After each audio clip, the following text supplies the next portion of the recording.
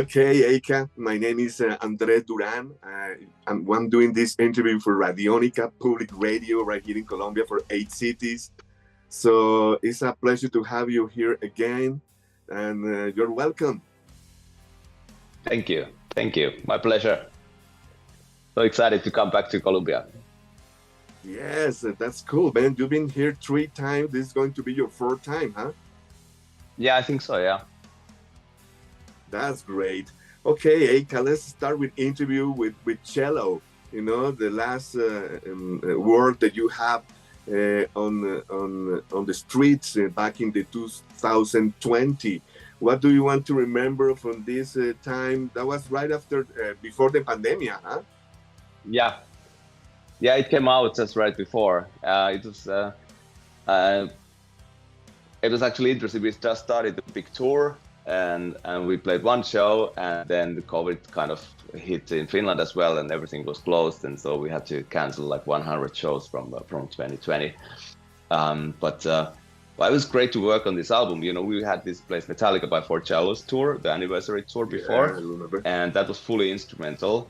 And it was actually so much fun to go back to those Metallica covers and, you know, back in time, but with the experience what we have gained over the years. And I think the idea started to grow there, that, okay, it would be exciting to go back to our original music with same kind of attitude like we did the Cult album in the year 2000.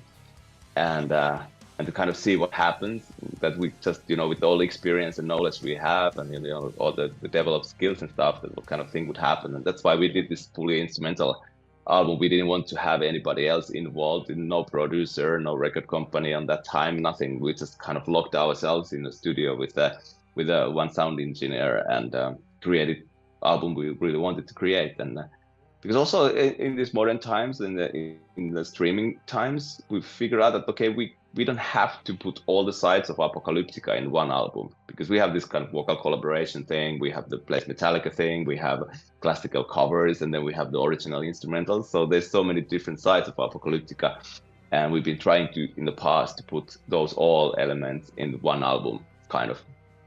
And now we were like thinking, we can do an album, and at the same time we can do vocal collaborations and release those as a single, because the digital world gives us the possibility for that. So it was a very, very exciting, very intense journey to do the album.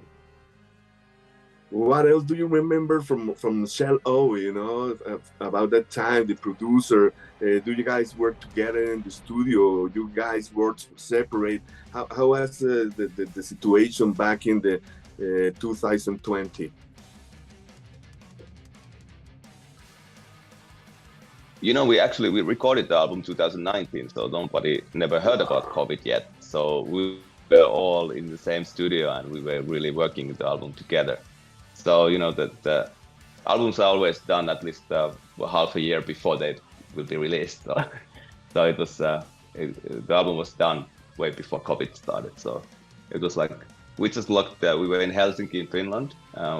Many of the previous albums we've been working in different places with different producers, but this time we wanted to kind of be on our home ground and to see what happens. And how you guys feel producing yourself in this album? Yeah, it's like, you know, we have learned so much from different producers, a lot of different things. So basically we have all the knowledge how to technically do the cello thing, you know, how to do the recording part. And so we didn't need anybody for that, and also we didn't want to have anybody to influence on the music except ourselves, and that's why we were kind of co-producing the whole band, the album. And of course then we wanted to have some great mixing engineer to mix it, and Andrew Sheps. It was great that we got Andrew Sheps to mix the album, because he was able to create the sound that we were really looking forward.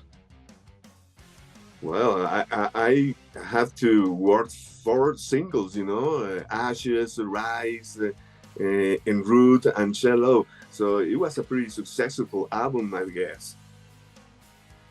Yeah, of course, the COVID, when it started right after the album was released, that affected the physical sales, because nowadays you sell a lot of physical albums on tour, on merchandise and stuff. And so I think the sales were probably, I don't know the sales numbers actually, but they were not as high as expected because the record companies were, the record stores were closed, and you know, there was no outlets for physical copies. And I think it's been streaming for instrumental music. It's been streaming really well, and we really wanted to have those videos.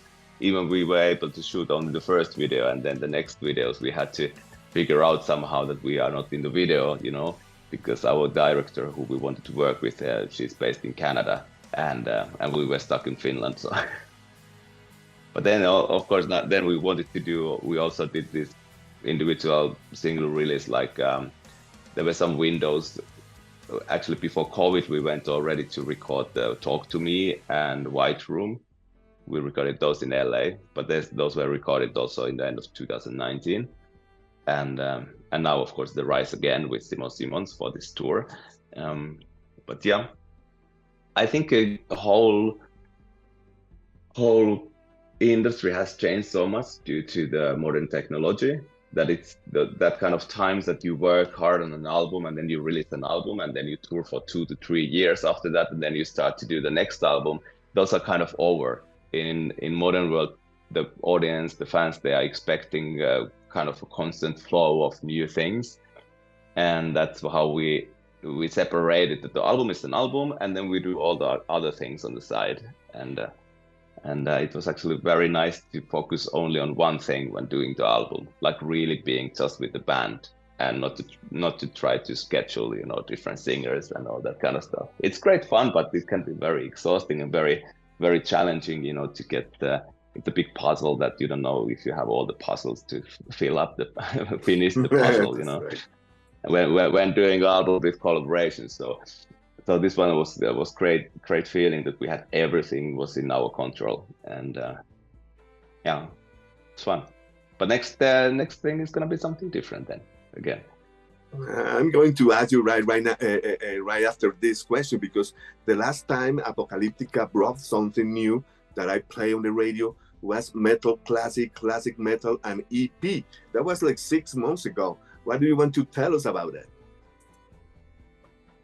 Yeah, that was also like the thing that we were thinking for a long time. We always, since we released the one classical cover, the Edvard Grieg, Hall of the Mountain King, in the year 2000 on the Cult album, we have not done any classical covers. We were kind of like very resistant to that idea, and now we just felt that would be fun actually to fool around. We felt more free probably, and we felt that okay, we can really bring something new and interesting into those classical pieces, and did the EP. That was good fun. You know, it was something else. It was also a little bit because of the COVID. When COVID happened and there was no touring, and we did some of those streaming concerts, but besides that we wanted to also create something new, and the classical EP idea came from that. In Finland, we were still able to gather together, you know, in the studio to record. So our restrictions in Finland were not that harsh.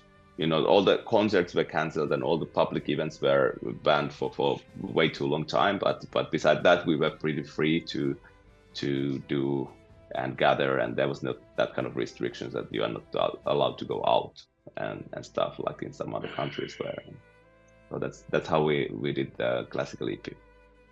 Excellent. I think you select pretty good the 3 songs, you know, the Bolero from Ravel, the Fifth of Beethoven. I think you did it right. I mean, it could be a complete album in the future, because I love that exercise, and especially when you are playing, you know, classical instruments, it went very good. I think it sounds excellent. And as I told you, there are a very well-known songs in the whole world. Yeah, that's of course it's a big challenge to take something so iconic like Beethoven Fifth Symphony. It's the most, you know, and to, you know, for us, like, to have the reasoning why we do something like that, we really need to feel that okay, we are creating something new with existing well-known music. And it's when I was thinking about the Beethoven, for example, I was like, this is perfect music the original Beethoven is the most perfect music in the world. So how can I make it different and great still? You know, there's only one way that I'm just going to spoil it, you know? So it was very challenging to find out, okay, how can I make it to sound really cool and exciting, and not to compare it too much to the original. And I think we succeeded pretty well with those covers. And there was an idea we probably we'll make in the future. We will make more of these kind of EPs, and they could be like a full album structure. But at the moment now we have a different plans, because we have started to work on the next album, and we are going to start to record the album in May this year, in 2 months. It's gonna be released sometime next year, because we have so much touring all the time, so we can't do the album as one block because there's so much shows. But we will do the album during this year. That was going to be my next question, Eicca. You know, the next album, the new album. You know, what can we expect? How you guys feeling right now in 2023 with Apocalyptica? You know, from us. Yeah, for the album, I can't reveal the concept yet, but it's going to be a concept. Wow. So I can't talk about it yet, because we're still it's a work in progress. Okay. And we don't know where it's going to end up fully, but we are very excited about it. And then on the side, we are not only working on the album, but there will be other releases which are not connected to the album before the album will be out. So we all the time work on new music. There's going to be we're just trying to finish one vocal collaboration song, which will be probably out in the summer.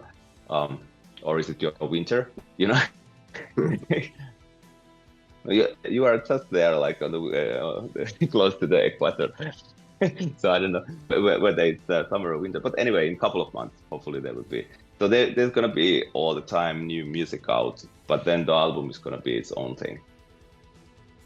Eicca, if it's a concept album, it's got to have to be long. You know, most of the concept albums is like a double CD, double vinyl.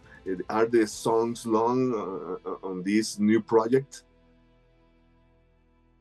Yes,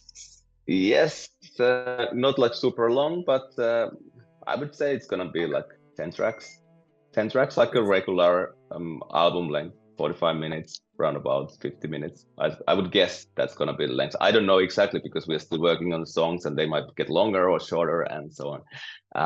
And we don't know exactly which songs will turn out great yet. So, you know, it's better not to decide the end result. It's always better to enjoy the journey and see what all can happen.